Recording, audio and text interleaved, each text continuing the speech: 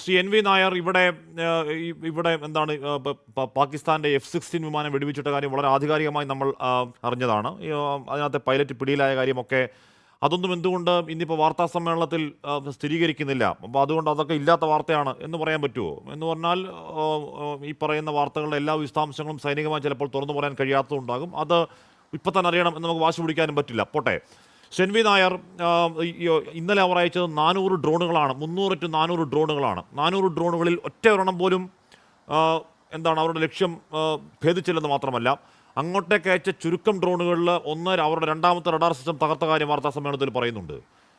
ഇനിയും ഇത്തരത്തിലുള്ള അവിവേകവും അതിനുള്ള തിരിച്ചടിയും ഏറ്റുവാങ്ങാൻ പാകിസ്ഥാൻ എന്ന് പറയുന്ന ദുർബല രാഷ്ട്രത്തിന് കരുത്തുണ്ടോ ശ്രീ എൻ വി നായർ?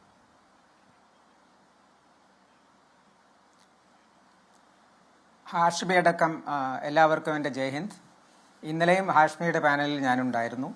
നമ്മൾ ഡിസ്കസ് ചെയ്ത് കഴിഞ്ഞ ശേഷവും പാകിസ്ഥാനിൽ നിന്ന് പ്രകോപനപരമായ ആക്ഷനുകളുണ്ടായി. അങ്ങനെ നോക്കുമ്പോൾ ഡേ 3 ഇന്ത്യക്കാണ് മുൻതൂക്കം. പക്ഷേ പഹൽഗാമിൽ അവർ ഉദ്ദേശിച്ച ലക്ഷ്യം, പാകിസ്ഥാൻ ഉദ്ദേശിച്ച ലക്ഷ്യം നടന്നില്ല.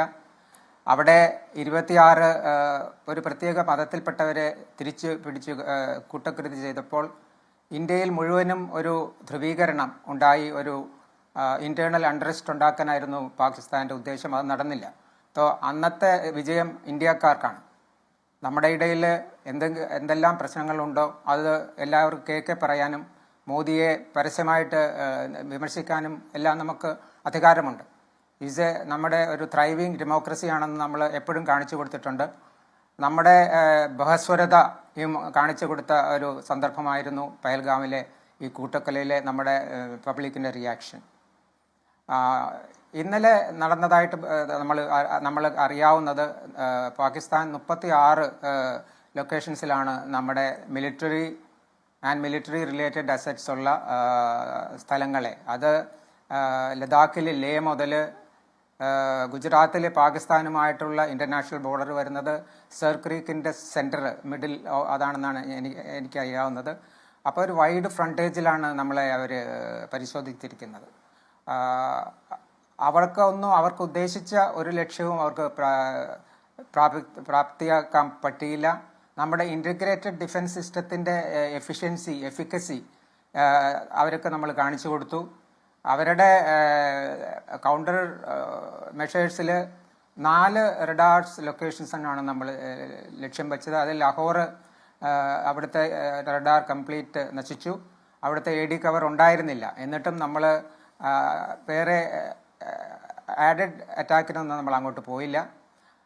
അപ്പോൾ ഞാൻ മനസ്സിലാക്കുന്നത്, ഇത് പാകിസ്ഥാൻ ഒരു പ്രോബിംഗ് ആക്ഷനാണ് ഈ ചെയ്തത്.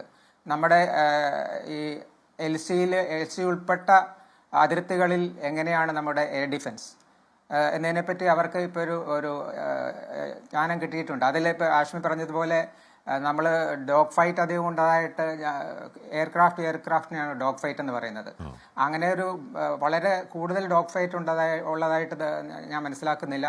എന്നിട്ടും അവരുടെ ഫ്രണ്ട് ലൈൻ വരുന്ന 2 തരം എയർക്രാഫ്റ്റ്സ് ആണ്. ഒന്ന് F-16 അറിയാമല്ലോ, അത് USA നിന്ന് വന്നതാണ്. ഇറ്റ്സ് എ ജനറേഷൻ 4.5 ആണെന്നാണ് എൻ്റെ വിശ്വാസം. അതിനെ നിലത്തിട്ടിട്ടതായിട്ടും എൻ്റെ പൈലറ്റിനെ പിടിച്ചതായിട്ടും പറയുന്നുണ്ട്. അതുപോലെ തന്നെ ചൈനീസ് വിമാനമായ JF-17, ഇത് ഒരു വാർ ടെസ്റ്റഡ് ഫൈറ്റർ എയർക്രാഫ്റ്റ് അല്ല. അപ്പോൾ അതിൻ്റെ പെർഫോമൻസ് വളരെ മോശമാണ്. ഇതിനു മുമ്പ് ഞാൻ മനസ്സിലാക്കുന്നത് ചൈനയിൽ ഇതിൻ്റെ സ്റ്റോക്ക് എക്സ്ചേഞ്ചിൽ ഇതിൻ്റെ സ്റ്റോക്ക് വളരെ ഉയരത്തിലായിരുന്നു. പക്ഷേ ഇത് കഴിഞ്ഞ് ഇനി എന്തുണ്ടാകുമെന്ന് നമുക്ക് വിൽ വെയിറ്റ് ആൻഡ് സീ. അപ്പോൾ ഞാൻ പറഞ്ഞു വരുന്നത് ഇതാണ്, ഇനി അടുത്തത് എന്താണ് പാകിസ്ഥാൻ ചെയ്യാൻ പോകുന്നത്? ഇതിൽ ആരാണ് സ്റ്റേക്ക് ഹോൾഡേഴ്സ്? ഒന്ന് ഇന്ത്യയാണ്, നമുക്കാണ് എല്ലാം നഷ്ടപ്പെടാനുള്ളത്. പിന്നെ പാകിസ്ഥാൻ ജനത ഇപ്പോൾ അവരുടെ ദാരിദ്ര്യം, അവരുടെ എല്ലാ വിഷമങ്ങളും ഉണ്ട്. അതില്ലാതെ എന്തെങ്കിലും നശിക്കാനോ എന്തെങ്കിലും ലൂസ് ചെയ്യാനുള്ളത് അവിടുത്തെ വില്ലൻ നമ്പർ 1 പാകിസ്ഥാൻ ആർമിയാണ്. ആർമി എന്താന്ന് വെച്ചാൽ മിലിറ്ററിയെ ലീഡ് ചെയ്യുന്നത് ചീഫ് ഓഫ് ആർമി സ്റ്റാഫാണ്. എയർഫോഴ്സ് ഒരു ചെറിയൊരു കൗണ്ടർ ഫോഴ്സ് ആയിട്ട് നിൽക്കുന്നതേ ഉള്ളൂ. അപ്പോൾ ആർമിക്ക് ഉണ്ടായ ഈ ഒരു ഫേസ് ലോസിനെ മോഹം മിരിക്കാൻ വേണ്ടിയിട്ട് ചെയ്തുകൊണ്ടിരിക്കുന്ന കാര്യങ്ങളാണ്. എന്ന് വെച്ചാൽ നമ്മുടെ നെയിൽ ലൊക്കേഷൻസിൽ ഇൻക്ലൂഡിങ് ദ ജെയ്ഷെ മുഹമ്മദിൻ്റെയും എലിറ്റിയുടെയും ഹെഡ് ക്വാർട്ടേഴ്സിനെ നിർബാധം പോയി നശിപ്പിച്ചിട്ട് നമ്മൾ തിരിച്ചു വന്ന് നമുക്ക് ഒരു കാഷ്വാലിറ്റിയും ഉണ്ടായില്ല. അപ്പോൾ അങ്ങനെയുള്ള രീതിയിൽ അവർക്ക്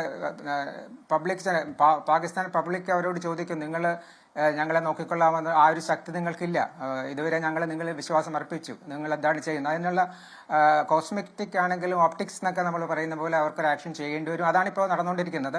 പക്ഷേ ഇന്നത്തെ ഡ്രോണിൻ്റെ അവശിഷ്ടങ്ങൾ പരിശോധിച്ച് നിന്ന് മനസ്സിലാക്കുന്നത് അത് ടർക്കിയിൽ നിന്നുള്ള ഡ്രോണാണ്. ടർക്കിയാണ് നമുക്കെല്ലാവർക്കും അറിയുന്നത് പോലെ ഈ ഡ്രോൺ വാർഫെയറിലെ സൂപ്പർ പവർ ആണ് അവർ. ചൈനയൊക്കെ പിന്നെ അവരുടെ ക്വാളിറ്റിയൊക്കെ അനുസരിച്ച് നോക്കുകയാണെങ്കിൽ ചൈനയൊക്കെ രണ്ടാമതേ വരുള്ളൂ. അവിടെ നിന്ന് ഒരു 50,000 ഡ്രോൺസ് ഇവർക്ക് കിട്ടിയിട്ടുണ്ട്, പല കേപ്പബിലിറ്റി ഉള്ള. ഇപ്പം വന്നിരിക്കുന്നത് ഒരു ലോവർ ലെവലിലെ കേപ്പബിലിറ്റി ഉള്ളതായിരിക്കും. ഈ വരുന്ന ദിവസങ്ങളിൽ ഇവർക്ക് റേഞ്ച് കൂടുതലുള്ള ഡ്രോൺസ് ഉണ്ട്, കൂടുതൽ പ്രഹരശേഷിയുള്ള ഡ്രോൺസ് ഉണ്ട്. അതിൻ്റെ കൂടെ തന്നെ മിസൈലും മോർ കേപ്പബിൾ, അതൊന്നും ഇവർ പുറത്തെടുത്തിട്ടില്ല ഇതുവരെ. ഇപ്പം ഈ പറഞ്ഞ പോലെ ഒരു ട്രയലാണ് നടന്നുകൊണ്ടിരിക്കുന്നത്. അങ്ങനെയുള്ള അതിനെപ്പറ്റി അവരുടെ ഇപ്പോൾ എൽസിയിലും കുറച്ച് ഡെപ്തിലുമുള്ള സ്ഥലങ്ങളൊക്കെയാണ് അവർ ടാർഗറ്റ് ചെയ്തിരിക്കുന്നത്. വരുന്ന ദിവസങ്ങളിൽ ഇനിയുമുള്ള ഡെപ്തിലേക്ക് അവർ പോകും. നമ്മളെ പ്രകോപിപ്പിക്കാനുള്ള എല്ലാ ചാൻസും ഉണ്ട്.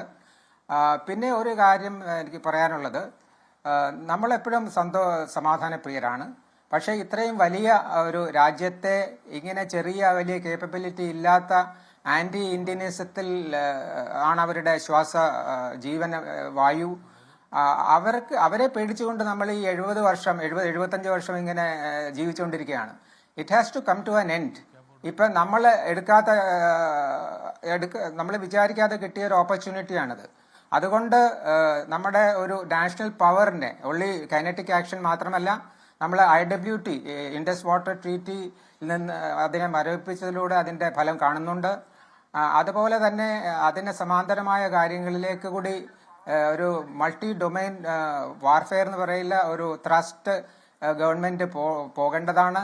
ഇങ്ങനെയൊരു എന്താന്ന് വെച്ചാൽ പാകിസ്ഥാൻ ആർമിയുടെ ഈ ഒരു ഹോൾഡ് ഓൺ ദെയർ പബ്ലിക്, അവരുടെ പാകിസ്ഥാൻ പബ്ലിക്കിനെ നമ്മൾ കണ്ണാടി കാണിച്ചു കൊടുക്കണം ഇന്ത്യയെ പറ്റി മനസ്സിലാക്കാൻ. നമ്മളെപ്പോഴും ഒരു നല്ല അയൽക്കാരനെ കൂടെ ഇരിക്കാൻ ആഗ്രഹിക്കുന്നവരാണ്. നല്ല അയൽക്കാരനെ പോലെ നിൽക്കുന്നതാണ് നല്ലത് എന്നുള്ളത് മനസ്സിലാക്കണം. ഇന്ന് ഇപ്പോൾ അവരുടെ ജീവവായുവിൻ്റെ വേറൊരു അംശമായ IMFന്റെ 25ാമത്തെ ട്രാഞ്ച് ഇന്ന് ഡിസിഷൻ വരുമായിരിക്കും.